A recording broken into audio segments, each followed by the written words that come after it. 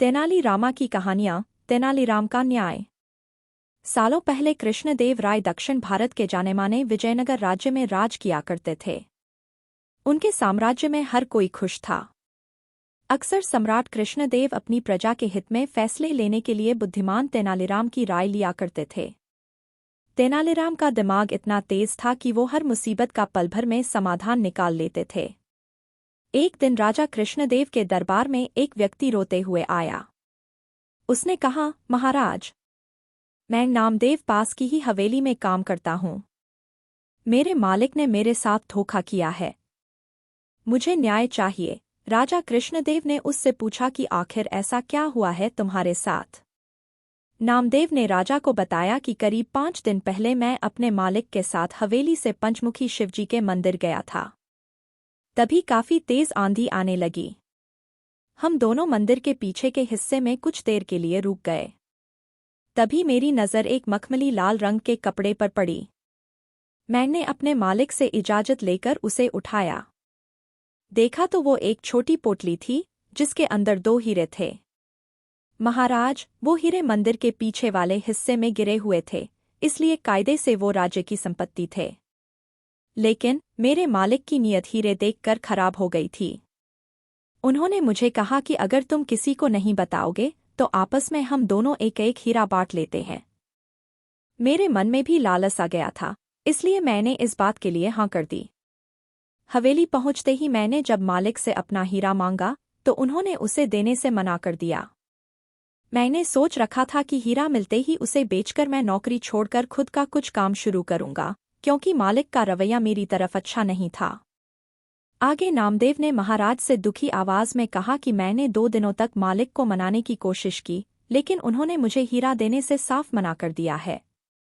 अब आप ही मेरे साथ न्याय कीजिए।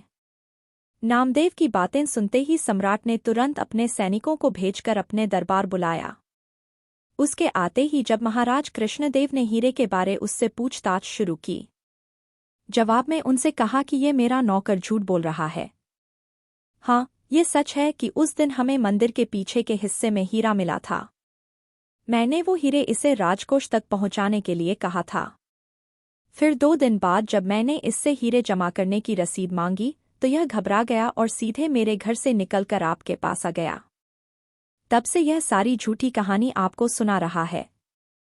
तभी महाराज ने नामदेव के मालिक से पूछा कि क्या आपने इसे हीरे किसी के सामने दिए थे। नामदेव के मालिक ने कहा, हाँ महाराज, मैंने अपने 3 नौकरों के सामने इसे हीरे की पोटली दी थी। यह जानते ही राजा कृष्णदेव ने उन तीनों को बुलवाया।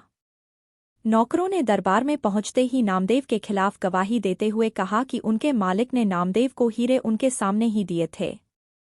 तभी दरबार से निकलकर कुछ देर महाराज अकेले में अपने मंत्रियों से सलाह-मशवरा करने लगे। सबसे पहले राजा कृष्णदेव ने कहा कि मुझे नामदेव सच्चा लगता है।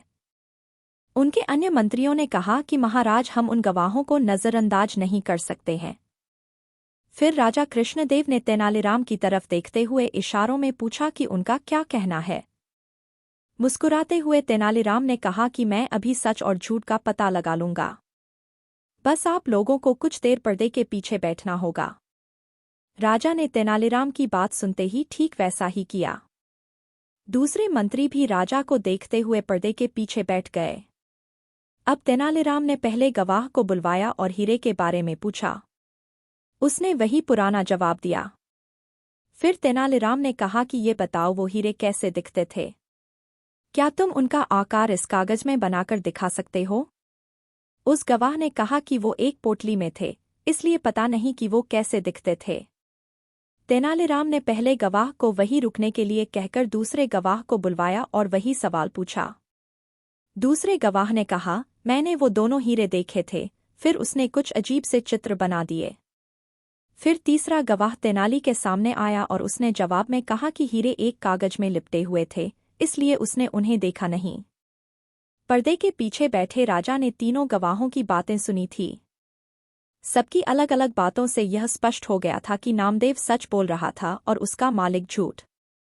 तीनों गवाह को भी समझ आ गया कि उनका झूठ पकड़ा गया है। सभी ने महाराज के पैर पकड़कर उनसे माफी मांगते हुए कहा कि हमें हमारे मालिक ने झूठ बोलने के लिए मजबूर किया था। हम ऐसा नहीं करते तो वो हमें काम से निकाल देते। राजा कृष्णदेव अब सीधे दरबार गए और नामदेव के मालिक को गिरफ्तार करके उसके घर की तलाशी करने का आदेश दिया। कुछ देर बाद ही सैनिकों को उसके घर में हीरे मिल गए। बस फिर क्या था, महाराज ने हीरे जब्त कर लिए और उस पर 30,000 स्वर्ण मुद्राओं का जुर्माना लगा दिया। उसमें से राजा ने 10,000 स्वर्ण मुद्राएं नामदेव को दे दीं। कहानी से सीख। इस कहानी से 2 सीख मिलती है। पहली कि किसी के साथ धोखा नहीं करना चाहिए, क्योंकि धोखे का अंजाम बुरा ही होता है। दूसरी सीख यह मिलती है कि बुद्धि से हर किसी का झूठ पकड़ा जा सकता है।